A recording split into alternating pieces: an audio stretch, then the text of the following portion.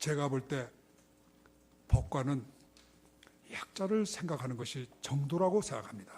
강자를 편드는 것은 법관이 해서는 안 되는 길이라고 저는 믿습니다.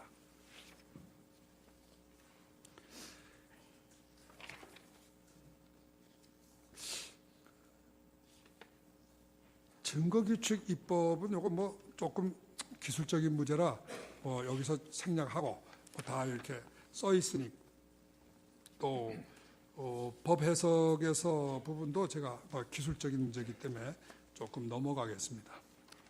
읽지 않겠어요. 그러나 한 가지 꼭 읽고 가야 될 부분이 하나 있어요. 제가요 와가지고 그동안에 증인신문한 약 100몇 시간의 동영상을 다 보지는 못했어요.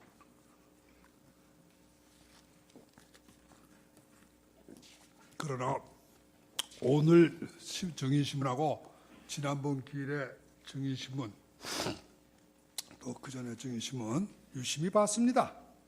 그리고 동영상 내용의 일부를 전부 녹취록을 떠서 지금 그 녹취록을 읽고 있습니다. 제가 굉장히 이상한 현상을 발견했어요. 이 강일원 재판관님이 굉장히 증인신문에 적극적으로 관여를 하시더라고요. 뭐 열심히 일하시니까 그런가 보다. 그런데 분석을 해봤더니 피청구인 측 증인에 대해서 주로 물으시더라고요. 청구인 측 증인에 대해서는 별로 질문을 안 하셨어요. 그 다음에 피청구인 측 증인에 대해서 물어보시는데 일단은 시작이 비난이에요. 비난. 앞뒤 말이 맞지 않아요? 이게 시작이에요. 제가 혹시 잘못 대한민국 법을 제가 어두워서 그런지 몰라도 사실 우리나라는 당사주의라는 면이 있습니다. 아무리 헌법재판이라도 일단 사실을 주장하고 입증하는 건 당사자의 책임이에요. 그 증인의 내용이 좀 부족하다고 해서 자기 개인적인 지식과 견해를 가지고 따질 수 있는 건 아니지 않나 저는 생각합니다. 아까도 이야기했지만 청구인 측 대리인들은 우리나라 최고의 변호사님들입니다. 아니 이분들이 발견을 못한 거를 재판관님이 발견해서 꼬집어줘요? 그건 뭐 조금 과하신 거 아닙니까? 그럴 필요가 있을까요? 아니 이분들이 어련히 알아서 다 질문하고 끝낸 걸 그게 뭐가 부족하다고 또 한 수 더 떠서 그러시면은 그거는 오해에 따라서는 청구인의 수석 대리인이 되는 거예요. 그렇게 하면 법관이 아니에요. 이거는 이 점에 대해서는 제가 뭐 단순히 말로만 하면은 재판관님한테 혼날 테니까 제가 변호사님, 분명히 근데 말씀이 조금 지나치신 것 같습니다. 잠깐만요. 조금 네, 언행을 죄송합니다. 조심해 주시기 바랍니다. 제가 조금 수석 대변인이라는 말씀은 감히 이 자리에서 하실 수가 아니, 없으시죠. 그렇게 오해될 수 있다는 뜻입니다. 속으로 죄송합니다. 그렇게 그러면 오해하셔도 그거는 고치겠습니다. 수석 대변인 아니십니다. 그리고 죄송합니다. 잠깐만요. 그냥 재판관으로서 좀 지나치시다 이런 뜻으로 김평호 정정하겠습니다. 변호사님, 제가 잠깐 말씀드리겠습니다. 이 재판 진행 절차를 지난 기일부터 참여하셨죠. 그래서 이 진행 절차를 잘 모르시는 것 같은데요. 주심 재판관님께서 이 재판을 주도해 나가시기 때문에 질문이 많으실 수밖에 없고요. 그 다음에 변호사님이 참여하신 이후에는 주로가 아니라 전부 피청구인 증인 신문뿐이었습니다. 그렇기 때문에 피청구인밖에 증인이 없으니까 질문하시는 건 당연하시고요. 변호사님께서 그 전에 동영상을 못 보신 것 같아요. 그 청구인 쪽 증인에 대해서도 다 적극적으로 저희 재판부 재판관님들이 다 질문을 하셨습니다. 죄송합니다. 그래서 사실관계는 좀 아시고 말씀을 해주십시오. 제가 다 보고 나서 잘못된 거 있으면 정식으로 사과하겠습니다.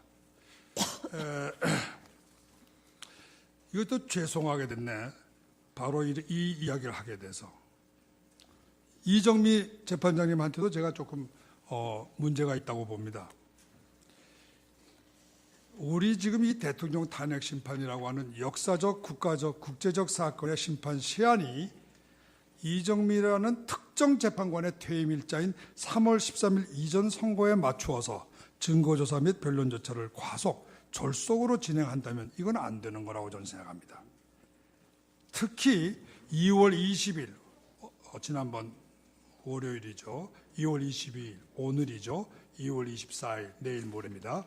일주일에 이렇게 3번이나 변론기일을 열고 24일을 최종 변론기일이다. 이렇게 지정을 하는 건 이거는 3월 13일 자신 퇴임 일자에 맞추어서 재판을 과속으로 진행하는 거 아니냐. 이런 의혹을 받기가 쉽습니다. 물론 제가 지난번에 법정에서 재판관님께서 말씀하시는 걸 들었어요. 이게 국정중단이라는 아주 그 국가적인 위기 때문에 빨리 진행하는 거니까 그거 좀 이해해달라. 그런데 저는 이렇게 생각합니다. 국정중단은 아니죠. 이거 황교안 대행이 엄연히 대통령 대행으로 계시니까 또 할 일을 다 하시는데 뭐 국정중단이다 이렇게 말씀하시는 건 좀 이상하고, 국정이 혼란스럽고 국민들이 불안하다. 그거는 맞습니다. 그런데 그러면 일주일에 3번씩 재판하고 최종 변론 기회를 단 하루를 여유를 주고 그렇게 하면 국정 불안이 없어지나요? 제 생각은 반대예요. 이거야말로 국민들을 더 국정 불안으로 모는 겁니다. 이 국민들 중에는 촛불 집회 국민들만 있는 건 아니에요. 태극기 집회 국민들도 대한민국의 똑같은 국민이고 똑같은 세금을 내고 있습니다. 그러면 이분들의 마음은 다 무시되는 거 아닙니까? 조금 더 이런 점을 참고해 주셨으면 좋겠어요. 물론 탄핵이 이게 말이죠, 단심입니다. 헌법재판소가. 물론 그러니까 뭐 저희가 어떻게 결정하시든 우리가 상소할 길은 없겠죠. 그러나 재소 사유가 있으면 재심은 가능하지 않나, 저는 그렇게 생각합니다. 또 부당한 변론권 제한이 있으면 이거는 분명히 개인적인 책임을 물을 수 있는 그 그런 부분에 대해서 제가 사안이라고 말씀드리겠습니다. 봅니다. 김 변호사님, 네. 제가 지난번에 발언을 못하시게 한 것이 아니라 그날은 제가 변론 종결을 선언을 했습니다. 오늘로 이것으로 재판을 마치겠다고 선언을 하신 후에 갑자기 발언 기회를 달라고 하셨고, 오늘 충분히 변론 기회를 드린다고 말씀을 드렸고요. 지금 충분히 하고 계십니다. 그래서 그 부분을 양해해 주시면 좋겠고요. 그 부분 이해하셨으리라 생각됩니다. 예. 아니 지난번에 저가 이게 변론 종결한다는 말씀을 하실지 안 하실지 제가 어떻게 알겠습니까, 미리. 그래서 저는 이렇게 재판을 하면은 제가 사실 좀 착오가 있었어요. 저는 12시에 점심시간이 되면 재판이 끝나는 줄 알았어요. 했다가 일단 점심시간을 주고 다시 오후에 속개하는 것으로 저는 그렇게 생각을 했기 때문에 12시가 돼서 좀 이렇게 더 이상 말씀을 드린 건데, 아마 그분에 대해서는 조금 제가 어떤 이 관행을 잘 몰랐던 것 같습니다. 그 부분은 약간 오해가 있으신 것 같습니다. 예. 네. 그리고 제가 보니까 1월 25일 박한철 전 소장께서는 마지막 재판기일 법정에서 설명을 이정미 재판관이 3월 13일 퇴임할 예정이므로 그 전에 판결이 선고될 수 있도록 재판을 서둘러 놔야 된다 한다는 이런 취지의 발언을 하셨고, 문재인 씨 등 야당의 실력자들도 역시 같은 취지로 계속 발언을 해서 현재 이 나라의 언론과 국민은 이거를 모두 기정사실화하고 있습니다. 저는 그건 잘 이해가 안 돼요. 이거는 지금 현재 이 헌법재판소법에 보면요, 헌재 사건의 심판기일은 180일을 이릉 한도로, 물론 이거 강제 규정은 아닙니다. 훈시 규정이지만 이릉 한계로 정하고 있습니다. 그런데 지금까지 이 재판에 소요된 시간은 80일밖에 안 돼요. 180일하고는 거리가 멉니다. 그런데 어떻게 해서 이 법에 정해진 판결 시한이 기준이 안 되고 아무 이유 없는 한 사람의 재판관의 퇴임 일자가 기준이 되는가? 사실 저는 잘 이해를 잘 못하고 있습니다. 물론 뭐 이거 설명을 잘 해주실 거로 믿습니다만은 이거는 좀 단순히 말씀으로만 하실 게 아니라 행동으로 보여주셔야 되지 않나, 저는 이렇게 생각을 합니다. 끝으로 제가 몇 가지만, 이거 뭐 얼마 안 남았어요. 제가 보니까 12월 말부터 시작해서 한 주일에 2번씩 화요일, 목요일 변론기를 열어서 그야말로 정말 참 이 사건 심리에 우리 헌법재판관님들은 전력을 기울이고 계십니다. 그런데 오늘 현재까지 약 18회인가요? 기일이 잘 보면은 진행된 내용을 보면은 모두 최순실 형사사건의 검찰 신문조서, 법원의 신문조서, 그리고 증인의 증언, 이런 거예요. 결과적으로 그러다 보니까 이 사건 탄핵 심판 사건은 헌법 사건이 아니라 형사 사건이 되어버렸어요. 그것도 피청구인 박근혜 대통령의 형사 사건이 아니라 최순실 및 대통령의 비서 등 측근들의 형사 사건이에요. 그런데 헌법상의 탄핵 사유는 피청구인 본인의 직무상 헌법 위배나 법률 위배지 피청구인이 아닌 다른 사람들의 직무상 헌법 위배나 법률 위배는 아닙니다. 그러면 지금까지 재판은 전부 대통령하고는 관련 없는 다른 사람들 사건 가지고 재판을 한 거예요. 자, 어쨌든 청구인은 주장 자체가 대통령이 직접 잘못했다는 게 아니고 그 최순실이니 또는 그 안종범이니 이런 그 비서나 측근들이 잘못이 결국은 대통령의 잘못이다, 이런 이론입니다. 이거는 연대 책임 이론이에요. 근데 이 연대 책임 이론은 민사 책임에만 적용되는 겁니다. 형사 책임에 절대로 적용될 수가 없어요. 연대 책임으로 형사 책임지는 거 전 세상 눈 뜨고 한 번도 본 적 없습니다. 또 지금 이 탄핵 심판 사건을 결국은 죄명이 형사사건 위반이에요. 그러면 형사사건 아닙니까? 그러면 형법의 원리가 적용돼야지 어떻게 민법의 연대 책임 이론이 적용된단 말입니까?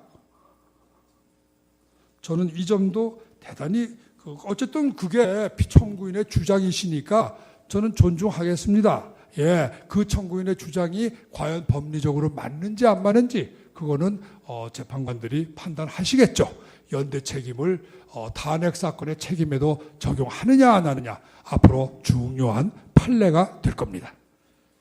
그런데 자, 그러면 청구인 측은 지금까지 자기 주장에 맞추어서 입증을 다 끝낸 거예요.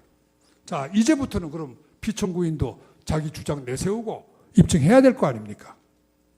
여러분 미식 축구 보셨죠? 공격팀이 한번 해서 쭉 하다가 뭐 이렇게 하면 그 다음에 바꾸잖아요. 마찬가지지 않습니까? 그 재판이란 것도 우선은 입증 책임이 있는 청구인 측에서 쭉 주장 입증하고 어느 정도 그 주장 입증이 누가 보더라도 객관적으로 야, 이 정도면 상당한 90% 가능성이 있네, 이렇게 되면은 그 다음에 입증의 부담이 피청구인 측으로 넘어와서 피청구인은 그때부터 반증을 내거나 또는 반대 항변을 세우는 겁니다. 이거는 전 세계 재판의 기본 원칙이에요. 그러면 피청구인이 지금 반증하고 반론하는 건 지금부터입니다. 그런데 아니, 청구인이 주장과 입증을 다 마쳤으니까 이제 재판 끝났다? 피청구인의 주장과 입증은 들을 거 없다, 결심이다. 이거 좀, 전 이해를 할 수가 없어요. 반론권을 그러면 완전히 무시하는 거 아닙니까? 이거는 이렇게 재판하는 건 아니라고 저는 봅니다.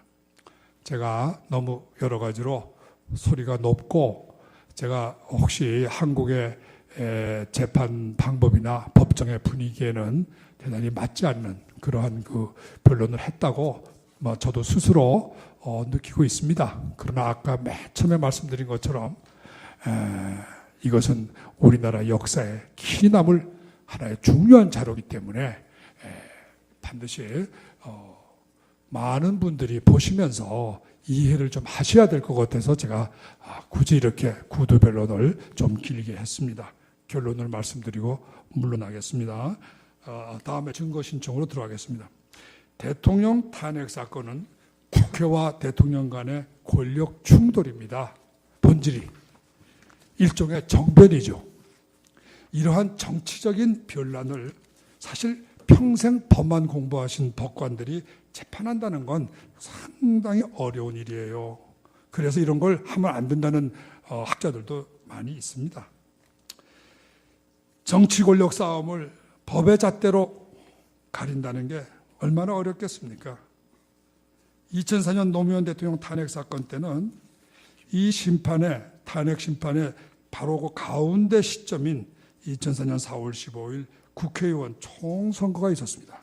그 총선거에서 노무현 대통령에 대한 탄핵 소추가 선거의 최대 쟁점이 됐었습니다.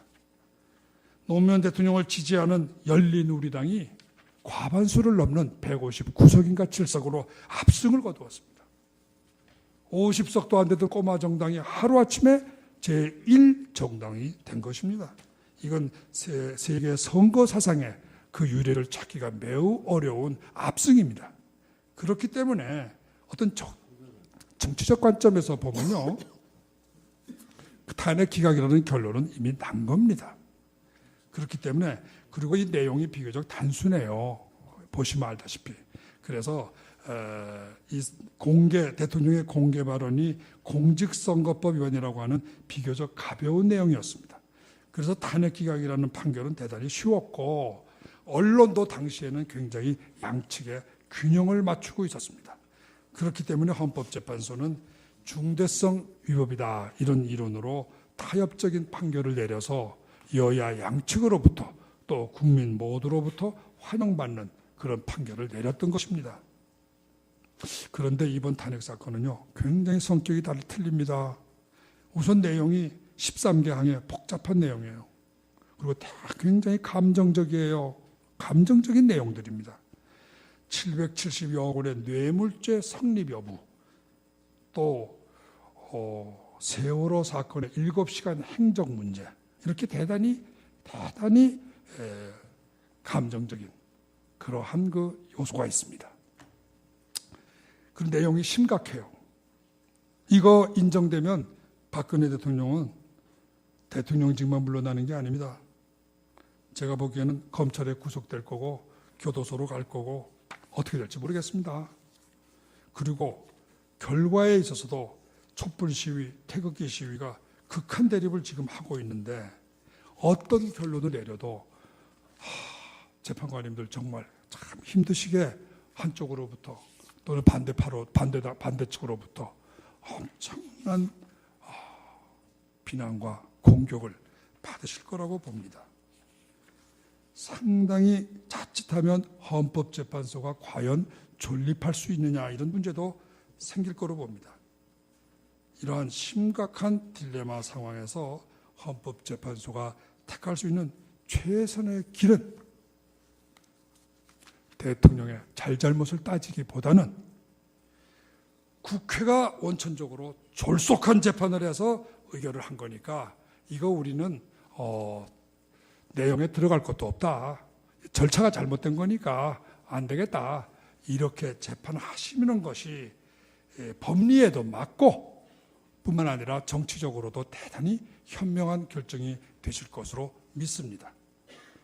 이 나라 법치주의의 최후의 보루인 헌법재판소가 이 사건의 심판을 놓고 극한적으로 대립분열된 이 나라 국민을 구하고 헌법재판소의 존속과 국민의 신뢰를 받으려면 탄핵 내용의 진위를 조사하는 형사재판에 들어가지 마시고 누구도 명백하다고 볼 수 있는 국회의 졸속한 처리를 끄집어내서 탄핵 결정을 못하겠다 이렇게 거부를 해서 국회에게 돌려주셔야 됩니다. 그러면 뿌린 자가 거두는 거예요. 씨를 뿌린 자가. 원천적으로 잘못한 사람이 책임져야 됩니다. 결자 해지입니다. 이렇게 한 국민 상식에 부합하기 때문에 어떤 국민도 여기에 대해서 이론을 할 국민이 없습니다. 촛불도 이론을 할 수 없어요. 국회가 명백하게 졸속한 소출을 한 거는 그 사람들도 부인할 수 없기 때문입니다. 객관적 증거로 완전히 증명되기 때문입니다.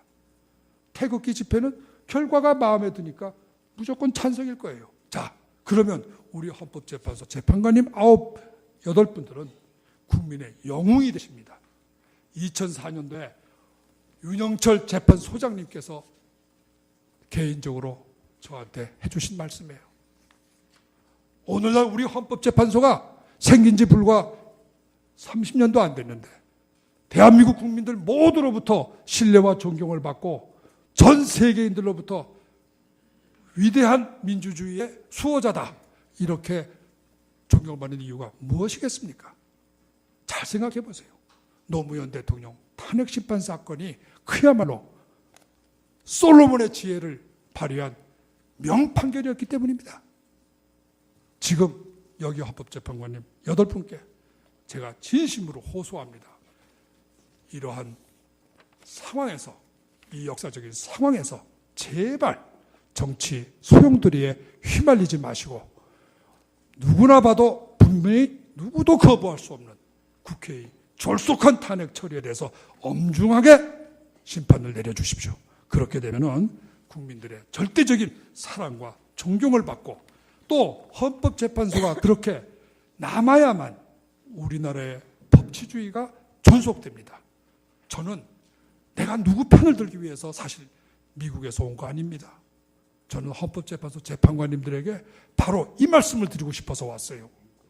재판관님들, 우리나라 법치주의를 위해서 또 이 나라 국민들을 위해서 제발 부탁드립니다.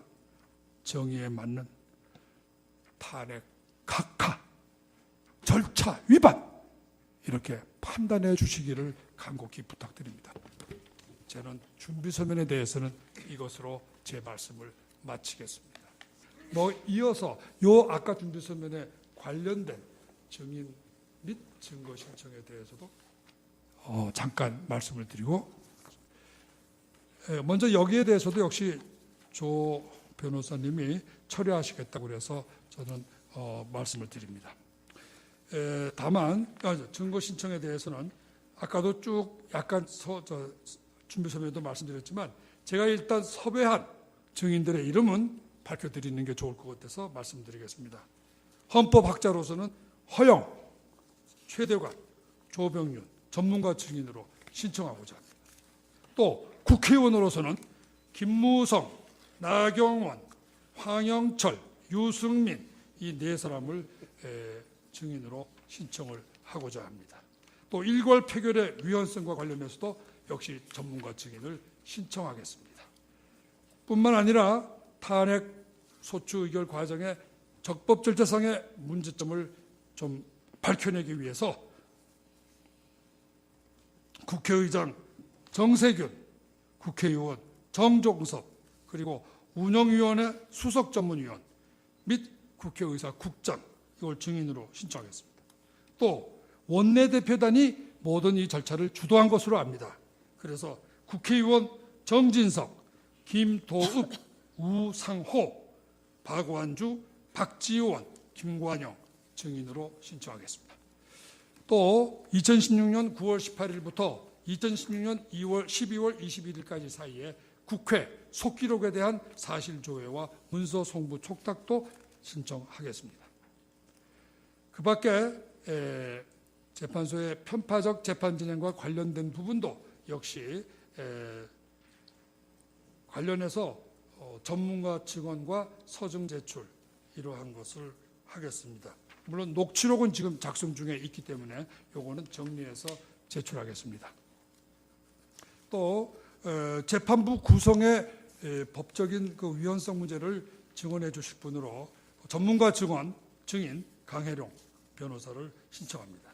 또 탄핵 심판이 우리 국익에 미치는 영향, 또 탄핵 소추가 우리 지금까지 우리나라 이익에 미친 악영향 이런 것을 관련해서 역시 전문가 증인과 신청하겠습니다. 지금 섭외 중에 있습니다.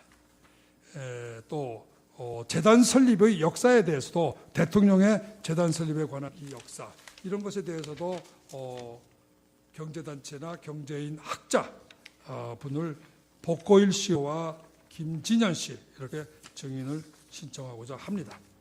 그리고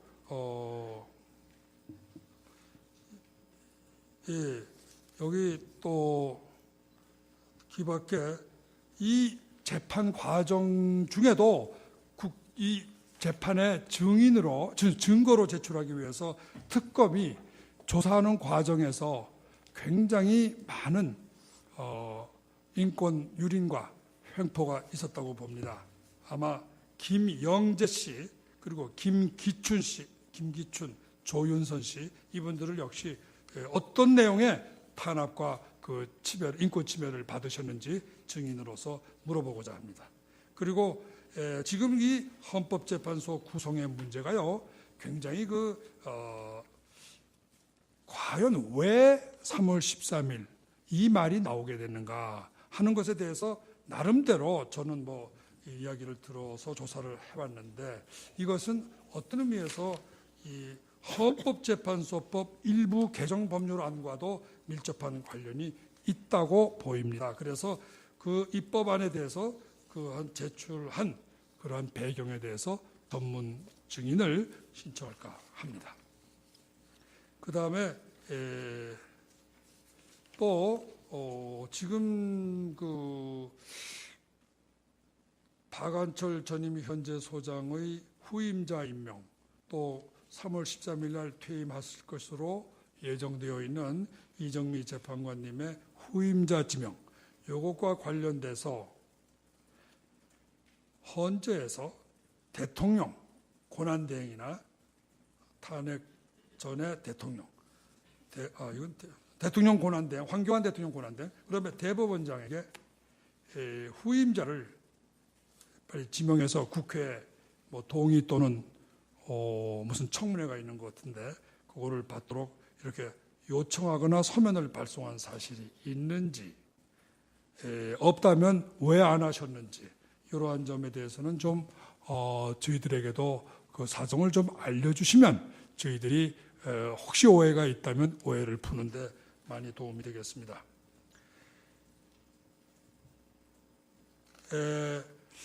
필요에 따라서는 이 박안철 전 소장님의 발언이 정말 평지풍파고 대단한 우리 국민들을 혼란에 빠뜨린 장본인이시라고 보입니다. 그래서 박안철 전 헌재 소장님을 증인으로 불러서 어떤 취지에서 어떤 배경에서 그런 말씀을 하시는지 한번 증인으로서 들어볼까 합니다. 그 밖에 요 법안과 관련해서는 국회의원 이춘석, 박용진, 이종걸, 소병훈 이런 분들에 대한 증인을 역시 신청할까 합니다.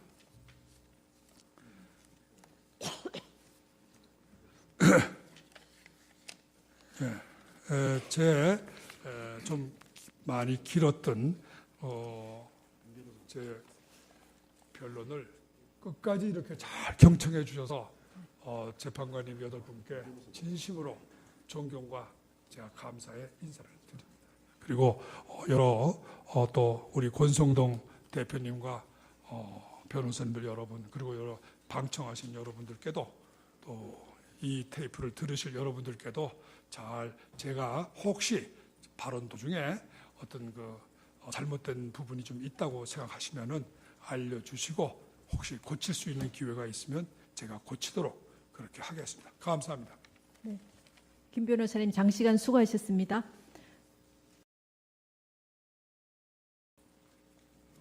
제가 볼 때 법관은 약자를 생각하는 것이 정도라고 생각합니다. 강자를 편드는 것은 법관이 해서는 안 되는 길이라고 저는 믿습니다.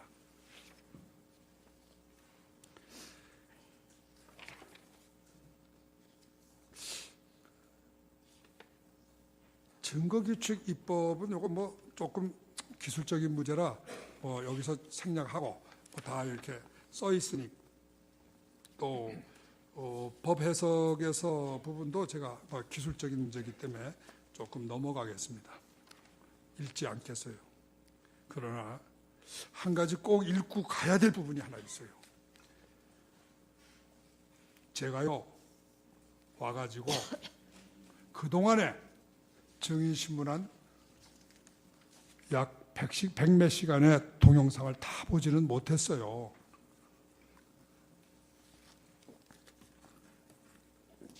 그러나 오늘 증인신문하고 지난번 기일에 증인신문 또 그전에 증인신문 유심히 봤습니다. 그리고 동영상 내용의 일부를 전부 녹취록을 떠서 지금 그 녹취록을 읽고 있습니다. 제가 굉장히 이상한 현상을 발견했어요.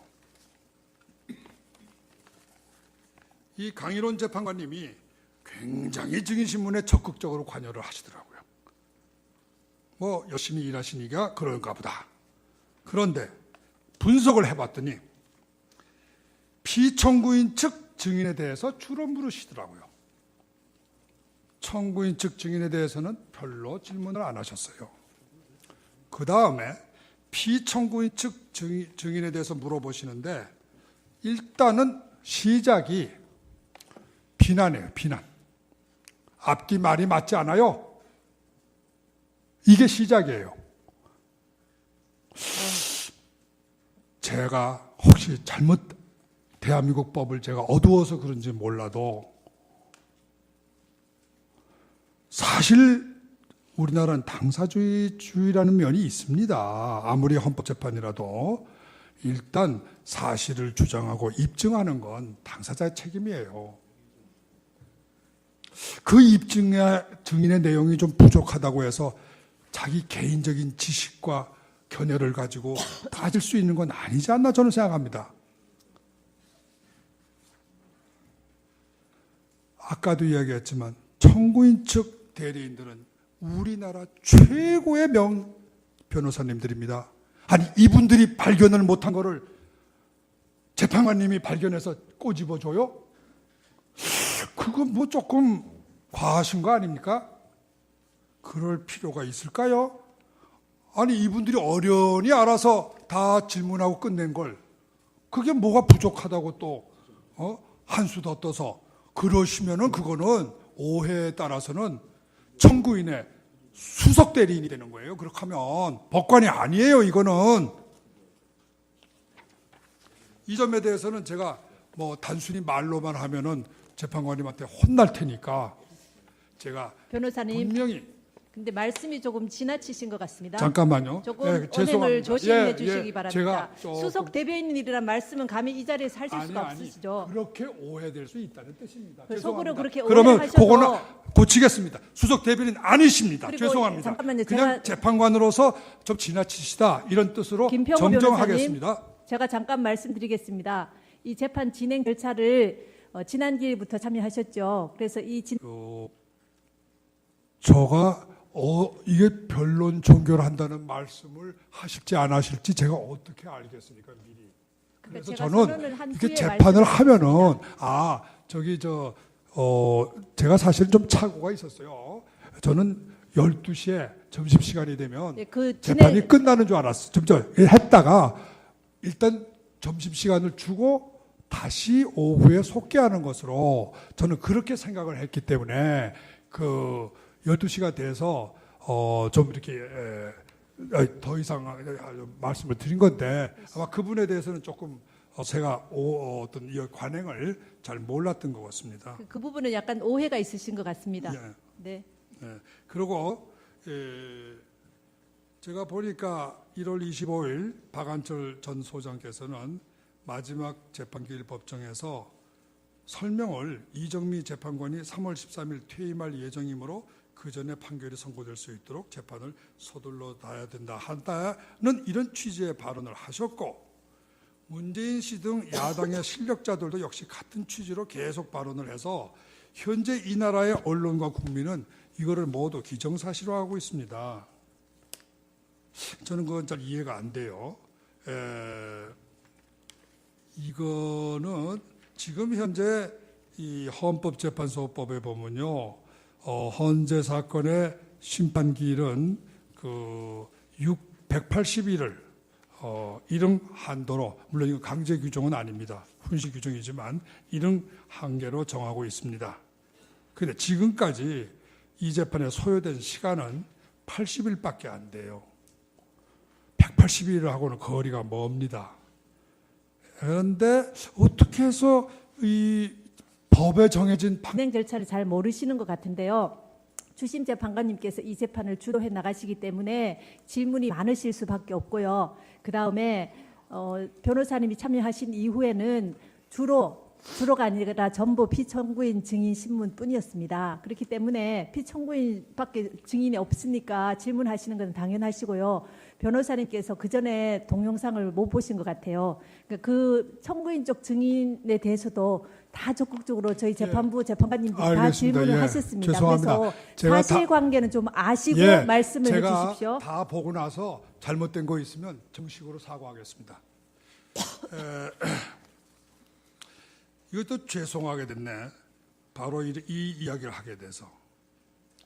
이정미 재판장님한테도 제가 조금 문제가 있다고 봅니다. 우리 지금 이 대통령 탄핵 심판이라고 하는 역사적, 국가적, 국제적 사건의 심판 시한이 이정미라는 특정 재판관의 퇴임 일자인 3월 13일 이전 선고에 맞추어서 증거조사 및 변론 절차를 과속, 졸속으로 진행한다면 이건 안 되는 거라고 저는 생각합니다. 특히 2월 20일, 지난번 월요일이죠. 2월 22일, 오늘이죠. 2월 24일, 내일 모레입니다. 일주일에 이렇게 3번이나 변론기일을 열고 24일을 최종 변론기일이다. 이렇게 지정을 하는 건 이거는 3월 13일 자신 퇴임 일자에 맞추어서 재판을 과속으로 진행하는 거 아니냐. 이런 의혹을 받기가 쉽습니다.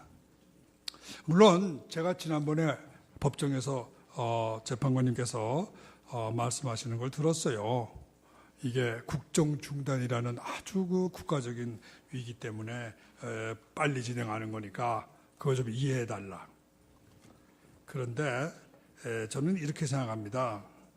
국정중단은 아니죠. 이거 황교안 대행이 엄연히 대통령 대행으로 계시니까 또 할 일을 다 하시는데 뭐 국정중단이다 이렇게 말씀하시는 건 좀 이상하고, 국정이 혼란스럽고 국민들이 불안하다. 그거는 맞습니다. 그런데 그러면 일주일에 3번씩 재판하고 최종 변론 기회를 단 하루를 여유를 주고 그렇게 하면 국정 불안이 없어지나요? 제 생각은 반대예요. 이거야말로 국민들을 더 국정 불안으로 모는 겁니다. 이 국민들 중에는 촛불 집회 국민들만 있는 건 아니에요.